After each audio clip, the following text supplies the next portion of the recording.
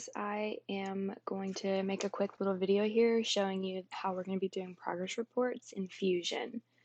So first thing you're going to want to do is go to your Docs tab in Fusion, and then when you go to Patients and Goals, you'll see a huge list of all your patients. I've just kind of filtered mine to only the test patient today because that's the patient we'll be using.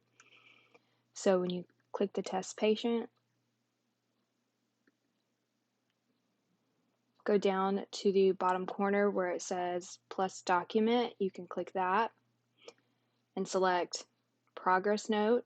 You do not have to select an appointment with it. That's optional, so we're not going to do that for this. And then you will hit create document.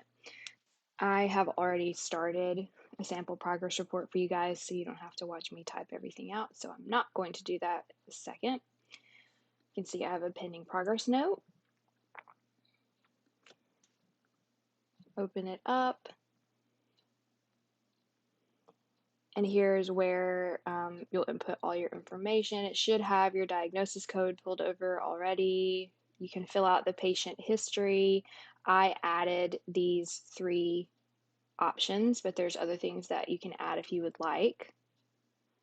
And to add something, you just click next to it, add patient history, and then it will give you the option to type in that box. Scrolling down.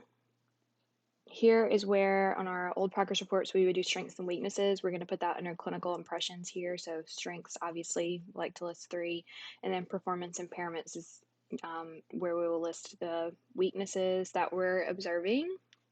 If you would like to list some functional limitations, you can.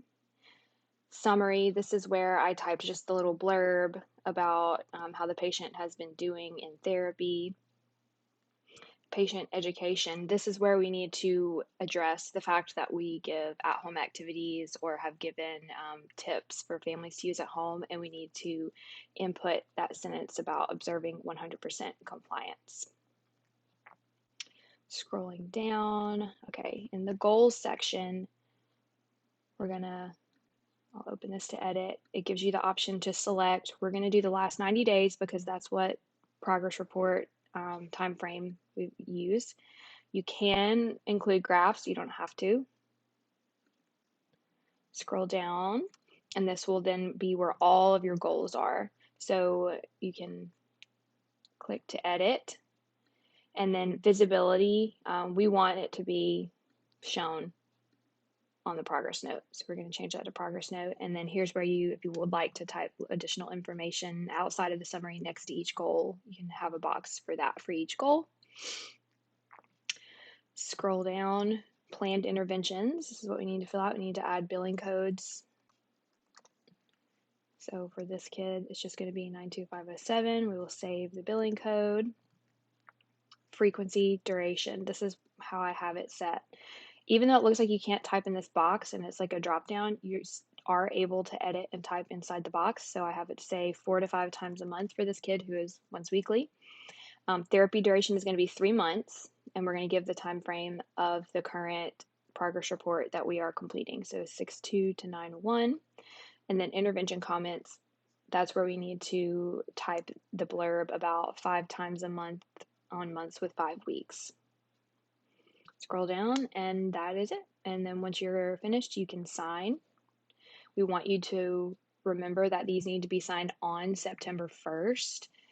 If you would like to look at what the document's going to look like, you can click preview, and it will give you all the information in a more print-friendly view.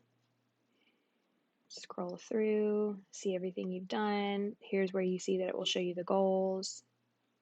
Get your planned interventions, your frequency, duration, and then the signature will be done on the 1st of September.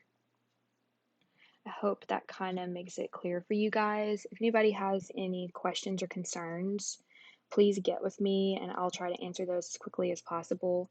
You guys are free to go ahead and start working on completing your progress reports now, so you're not overwhelmed at the very last minute.